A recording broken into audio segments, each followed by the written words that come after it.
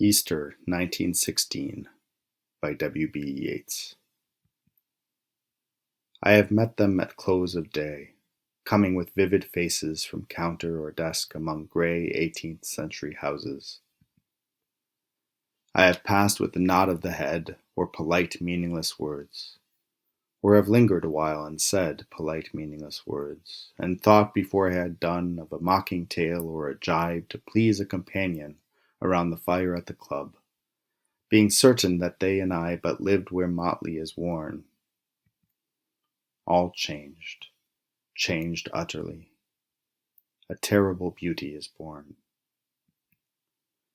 That woman's days were spent in ignorant goodwill, her nights in argument, until her voice grew shrill.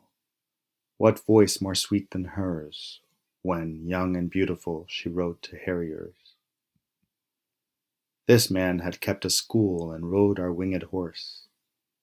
This other, his helper and friend, was coming into his force.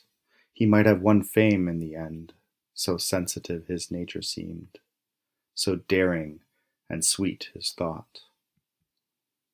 This other man I had dreamed a drunken, vainglorious lout.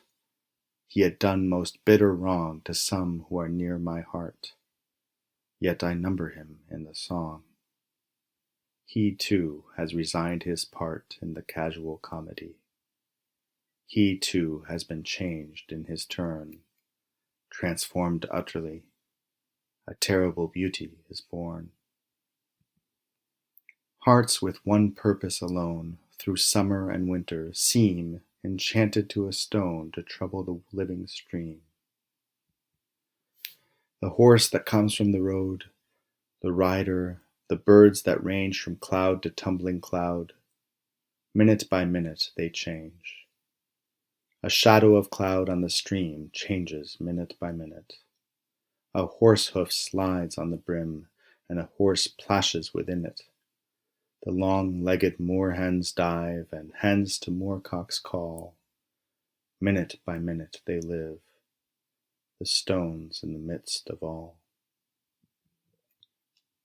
Too long a sacrifice can make a stone of the heart. Oh, when may it suffice? That is heaven's part.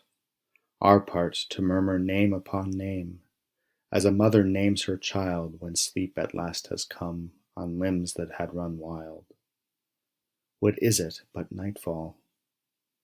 No, no, not night, but death. Was it needless death, after all? For England may keep faith for all that is done and said. We know their dream, enough to know they dreamed and are dead. And what if excess of love bewildered them till they died? I write it out in a verse. Macdonough and Macbride and Connolly and Pierce, now and in time to be, wherever green is worn, are changed, changed utterly. A terrible beauty is born.